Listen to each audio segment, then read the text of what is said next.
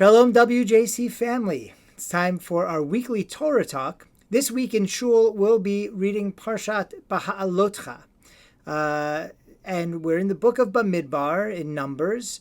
And the people are wandering in the desert. And apparently they get tired of eating manna, right? Food is literally coming for them from the heavens.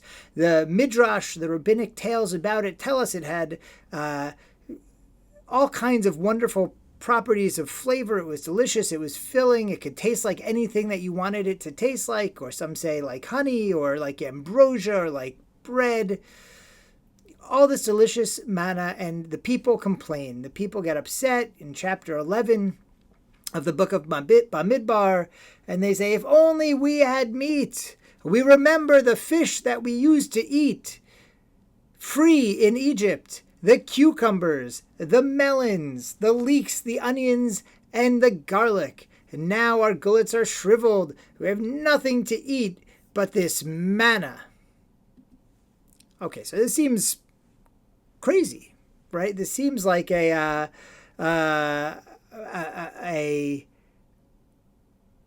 thing for them to say. It even says in the Torah that it tasted like rich cream, this manna. Not to mention, what did they think they were going to get in when they were enslaved people?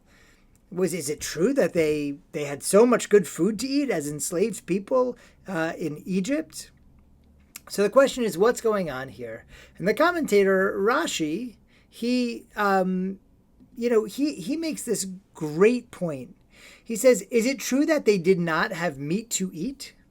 In fact, they left Egypt. We're told in chapter 12 of Exodus that the mixed multitudes went up with flocks and herds. And we know that they didn't eat it all yet because we know later on at the end of the book of Bamidbar, the Reubenites want to stay on the east bank of the river Jordan because they have so many flocks. So they have lots of cattle. They have lots of meat to eat.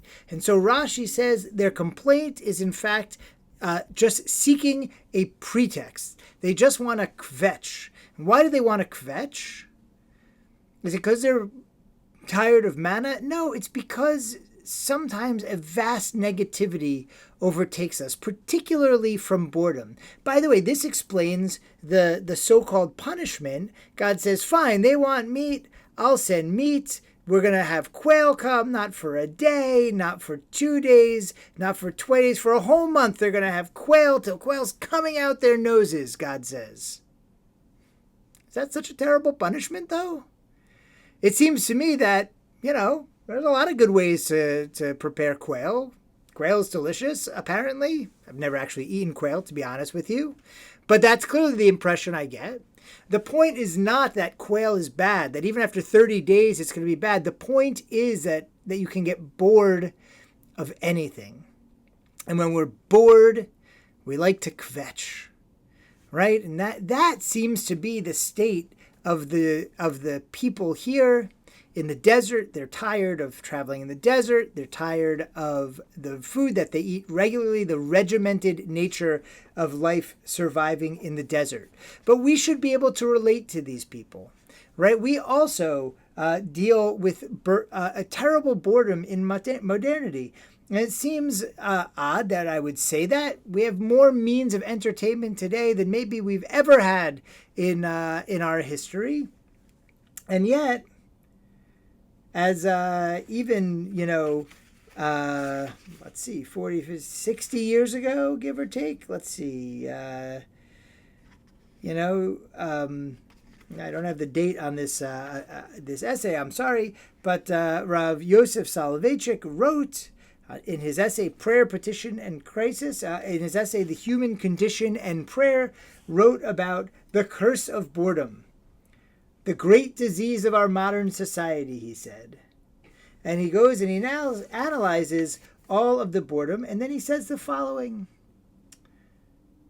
Everything is enjoyed for a moment and thrown away the next. Nothing is at a standstill, and everything is engaged in movement, rushing on like a powerful stream toward the unknown and unexplored. Fantasy surrounds the experience of man with the halo of change. The man rides upon the crest of a tide that rolls on and on until it breaks down at the immovable shore, right? We're constantly trying to entertain ourselves. We have television shows, we have images, we have all these things that are here to entertain us, and yet, in the end, none of it works. Right? And that's the same thing that was true in Soloveitchik's time. If it was true then, it's even more true now. With our phones, we're never not engaged in something, and yet we feel bored, we feel unsatisfied, we feel like the world isn't working the way we want it to work. We have the very same spiritual crisis that was experienced by our ancestors in the desert. We are not walking in the desert on our way to the promised land like our ancestors. We are surrounded on all sides by a desert of our own making, a desert of our own boredom. And so we too kvetch, we too complain, we turn and we see only the negatives around us. That's what boredom does to us. When we are bored, all we see are the things that are negative, all we see are the things that are disappointing.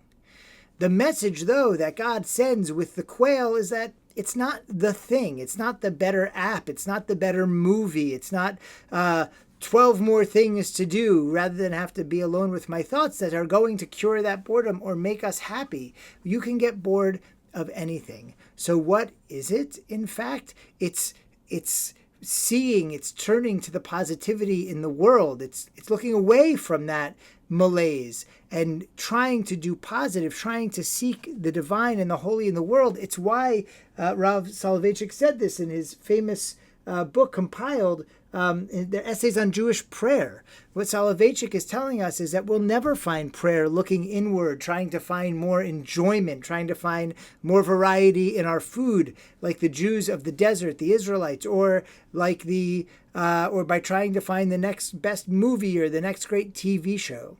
That ultimately we can't find happiness, we can't break out of the boredom by looking inward. That ultimately we have to look outward. It's not in our pleasure, but in other people's pleasure. It's not in our trying to make ourselves feel good, but in raising up others and seeing them feel good. It's reaching out of ourselves for the holiness of the divine beyond ourselves, or at least to look for that spark of the divine inside of us, not the next delight, not the next shred of happiness that we latch onto for a moment and then is gone the next. Ultimately, this story of the desert is not so alien to us at all.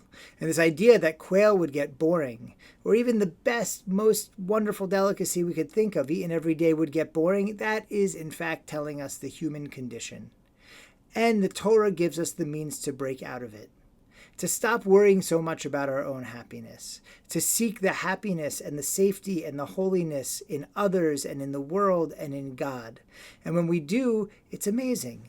The boredom melts away. The spiritual crisis is gone, and we are lifted up. Through seeking the happiness of others, ironically, that's how we find our own happiness. By doing mitzvot and bringing holiness into the world, ultimately, that's how we find holiness in ourselves. May we all find our way out of our contemporary spiritual desert, our way away from complaining and kvetching, from concentrating on that which is disappointing to us, about us, and instead see the pain and the disappointment of others and seek to raise them out of it. And amazingly, so too the great miracle of the Torah, the great miracle of the human condition, we will pull ourselves up as well. Shabbat Shalom.